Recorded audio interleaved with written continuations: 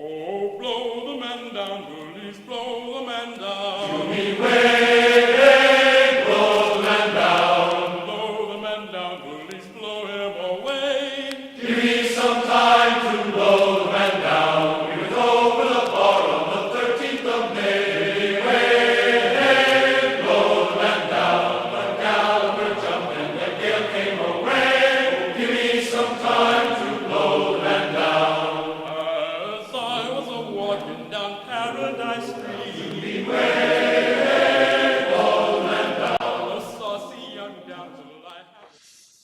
Hi everyone, Gary here from Leo Howley Productions, making a video today. I thought it was a good day to make a video because I'm wearing my Sailing Heartbeat shirt.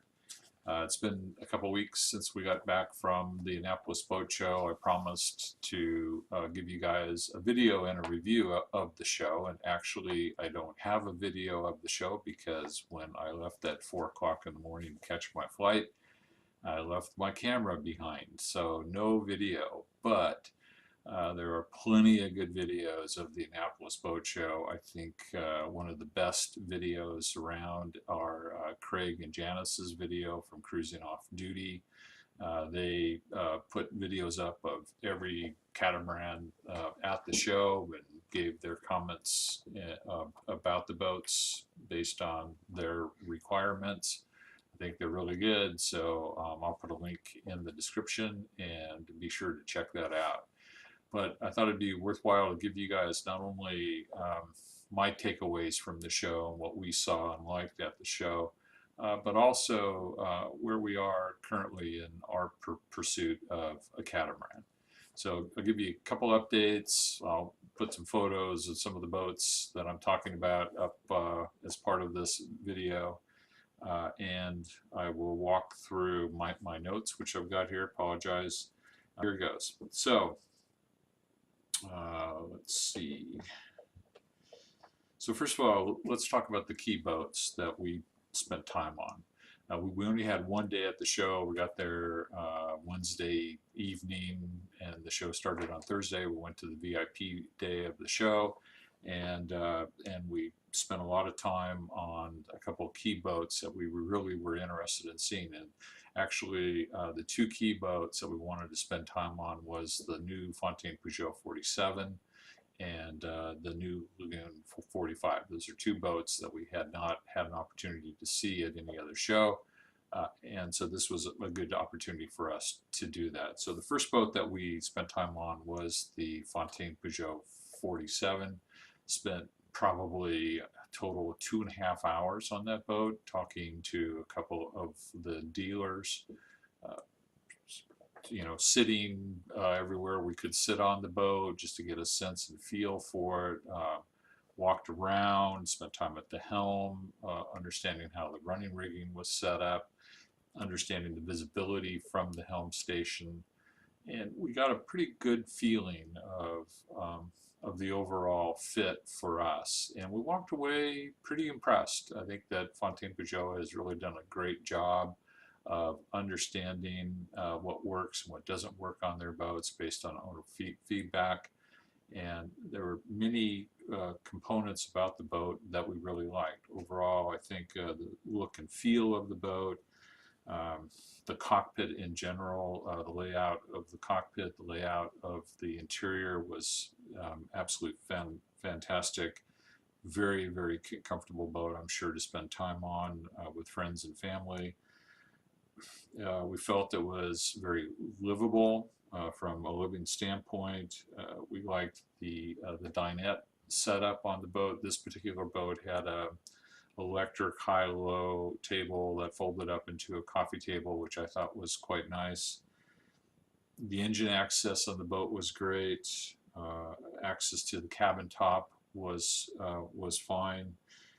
This boat had the dinghy platform that goes up and down. Not 100% sure I'm sold on that, but it was pretty cool. We think I could see that. I could see lowering that down into the water, making it extremely easy to get on and off a dinghy, getting in and out of the water, and just in general easy to raise and lower your dinghy.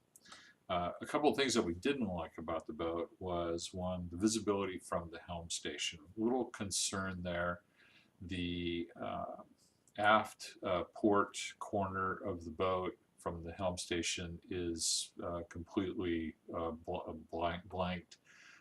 You have to duck down underneath the cockpit cover to see it.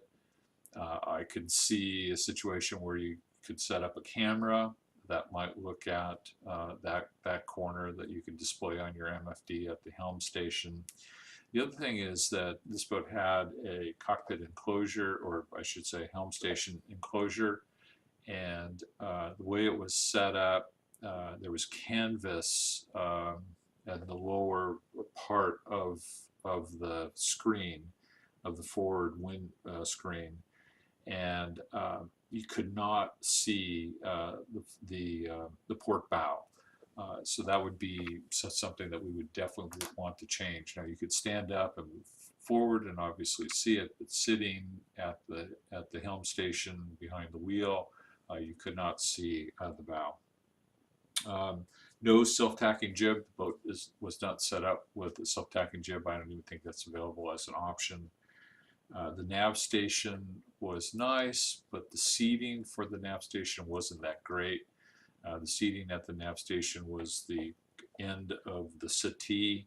You sat there, you were low, while the tabletop of the nav station was high, and just was not comfortable. I could not see you spending a lot of time at that helm station.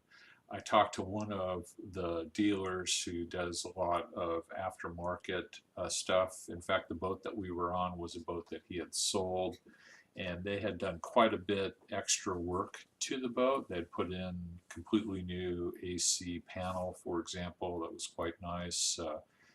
The owner had installed a custom barbecue on the boat, which was nice, and a few other things, including the cockpit enclosure. And I asked him about the possibility of cutting that end of that settee off and having a real helm seat, like a pedestal mounted type helm seat that would swivel. He said, yeah, all that is doable. There might be some issues with the finish of the sole to make that look good, but he said, yeah, it's absolutely doable. So that would probably be an aftermarket thing that we would want on the boat. Some of the interior details, just some of the finish of it was, not great. It's typical Fountain Pajot quality. I think if you listen to Craig and Janice, they're going to talk about all this fake wood, and all that's okay with us. We're not really nuts about, wanting to have a Bristol finish on the interior. But it would be nice to have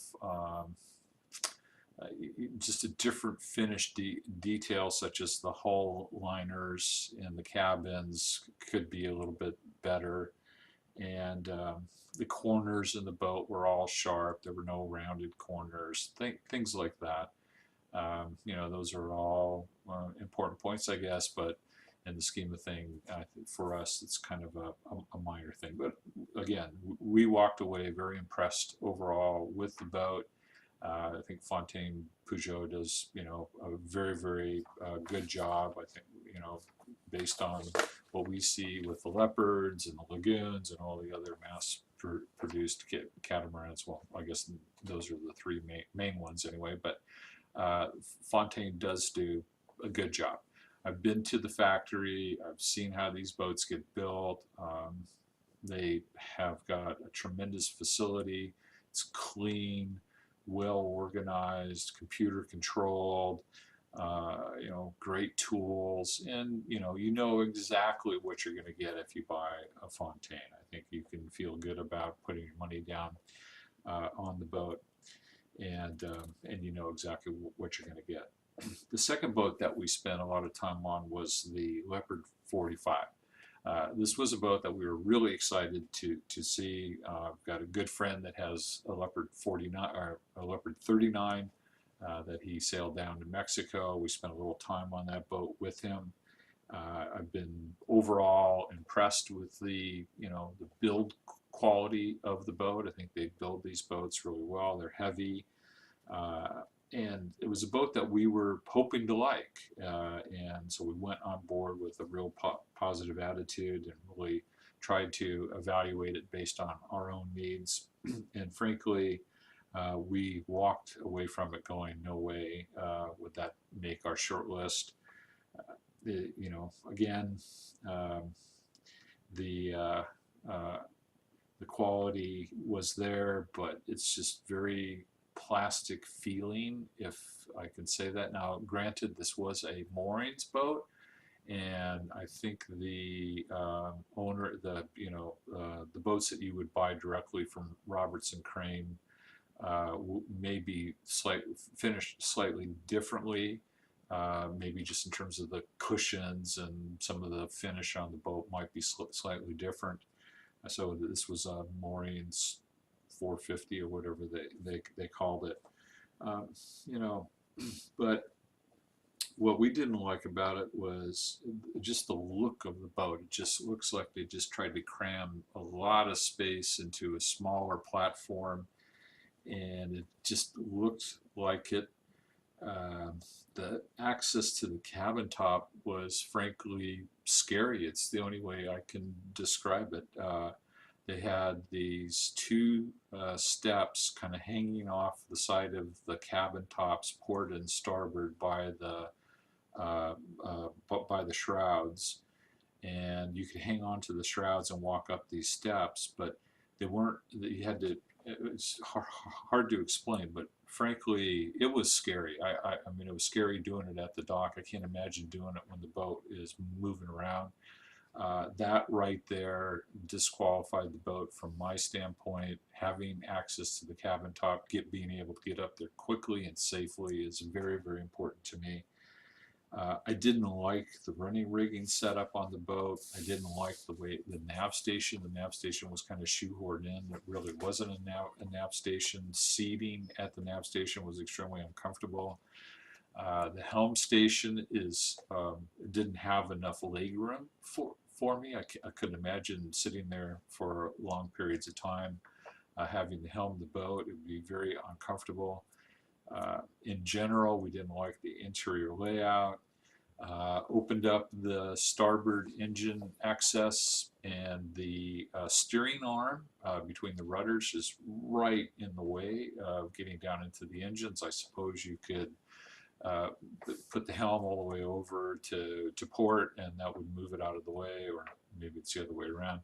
But the engine access was not great. We were excited to see the balance boats. We spent time on the Balance 451 and the Balance 426. Look, they're very nicely done boats. We met Phil, I think it's Phil Berman, who was involved in the build and design of the boats. We also met the owner of the 426 that was there in the show. Some really nice features on the boat. The way they've got the helm set up and the helm station set up on the 526 was quite nice. In that you can sit up, you can stand down in the cockpit. The wheel moves over. A lot of protection from a steering standpoint. It was a relatively comfortable position. Beautifully done. They're performance oriented with dagger boards. But it just didn't do it for us. Just overall, kind of the look and feel of the boat just didn't seem to be a fit. A couple of things that we didn't really like was the layout of the berths.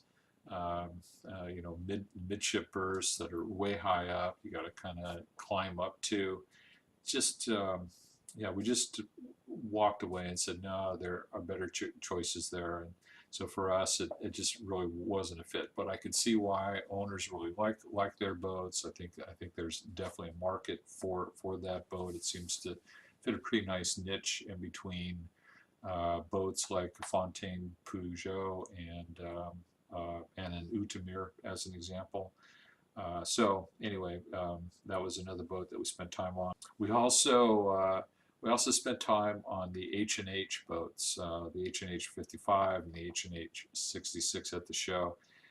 It was just fascinating to see those boats and see the materials that were used on the boats, the fittings, the blocks, the lines, and all I can say is, wow, man, they're absolutely fantastic boats. I think they're the new gunboat of the market. Really glad to see really high performance boats that also you could cruise quite comfortably. Beautiful finish on them, a lot of attention to details, but way on the performance on the side of the performance spectrum, compromise for us, and that makes them very pricey boats. I think if I remember correctly, I think the 55 is easily over 2 million, maybe 2.5 million, maybe even closer to 3. They have a 48, which they're trying to push and get orders for. The 48, I think they have introductory price for a carbon 48 at 1.3 million, which actually, based on the pricing that I've seen, might not be a bad deal. I think the normal price is 1.6 million for the carbon. For e-glass, I think it's like 1.2. And interesting, they had the forward cockpits with the steering position forward in the main cabin, and then the cockpit forward of that, and with all the rigging, all the running rigging that comes there. The 66 has this insane capability where the mast is hydraulically controlled to tension the rigging. Absolutely amazing. I mean, we met the builder, a really great guy, answered a lot of questions, and I think that overall H&H is doing some great things. Spent not a lot of time, but we went through the Ontario's 44I and the Utamir 5X. You can see those boats on Craig and Janice's site. For us, neither one of those boats is really going to be an option. The Antares, strong following. Owners love their boats. They're built extremely well, but it's an older design. We didn't really like the layout. I know there are some options that you can have on the layout of that boat. It just felt cramped for us. And it's heavy and relatively slow, but wow, it's well built. Owners will love them, and so there's definitely a place for that boat. Also, comparatively, if you look at some of the other new boats like the X5, which we didn't, or not the X5, the Exquisite, I guess, which we just we had seen the boat before in La Grande Motte, so we didn't spend any time on it here. But I question the overall value of the Ontario's 44I. I'm sure there's a lot of value in the way it's built, but it just doesn't map well to the requirements that we have. The Utamirs, great boats. I absolutely love the 45 and the 4X, but from a practicality standpoint, in terms of space, livability for us, and cruising longer term with a second and third couple on board would be tough. The 5X is a beautiful boat. I'd encourage you, if you're interested in the 5X and you have not accessed sailing wilding, that you take some time and take a look at Doug's blog. He has a 5X. He's owned it now, I think, for a couple of years, and he has a lot of great information on the boat, a lot of videos available as well. I'll include the link below in the description. So just to recap, so what were our key takeaways from the show? So first of all, it's a great show. Absolutely love it. This is only the second time I've been to this show, and the previous time is maybe 10 years ago. We were really quite pleased at the number of catamarans that were there. We spent a lot of time going through, not a lot of time because we only had one day, but we went through the equipment booths as well. Talked to a couple of key vendors that I had some questions on regarding equipment that we're considering for our boat. There seemed to be, it was interesting because of the hurricanes, there seemed to be pressure that the dealers were bringing to bear regarding production availability, and whether that's really hype or whether that's really true, I'm not sure of. But what was interesting, because we spent time wanting to understand the process to order a Fountain Pajot 47 and what would be the lead times. One of the companies that was there representing the Fountain Pajot was a large chartered company, and they told us that they had 4 production slots available this year that they could actually sell. And those would be slots that you could configure the boat the way you wanted to configure it. You would sign a charter agreement and then take delivery of the boat, and the day after you took delivery of the boat, you would negate the charter agreement, and therefore they would not be in violation of their charter. So I don't know if that's a scam or whether that's really something that charter companies do in general. But there just seems to be ways that you can potentially get an earlier production slot if that matters to you, if in fact the production slots are really filled the way that the dealers seem to indicate. What else? I can't recommend the show enough. Again, I thought it was great. If you're in the market for catamaran or a monohull, you'll see boats at this show that you'll never see. The only boat shows that we've been to have been here on the West Coast, and the boat shows on the West Coast don't even come close to comparing to the Annapolis show. We were at the Le Grand Mott show last year to see the catamarans there, and that was a great show. That's probably the best show that you could go to from a catamaran standpoint. And our takeaway was the one boat that we were most impressed with that we have added to our short list is the Fountain Pajot 47. Now I realize that the Fountain Pajot 47 is almost, I mean, it's like night and day between our #1 boat, which I'll talk about here in a second. But there are aspects of the Fountain Pajot that, as a backup for us, we think we would be happy and comfortable on that boat. We would sail that boat across the Atlantic, through the Caribbean, through the canal, and into the Pacific, without even thinking twice about it. Now, does it meet all of our wants? No. I would love a boat that would have better performance. I would set that boat up with pretty decent sail inventory with decent sails to try to help it along. We tried to keep the boat as light as we could to help it along. But I think it's a great choice for anyone. And so that was the key takeaway that we had. My wife, Nancy, absolutely loved the interior of that boat, loved the way it was set up. And so again, we think that we would be very happy and comfortable on it, and actually save a little bit of money in terms of the other boat that's our #1 choice right now.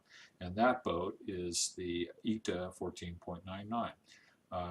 Whether you're been reading my blog on the Cruisers and Sailing Forum about the ITA 14.99, this is a boat that we have been looking at now for, gosh, almost a year, I guess.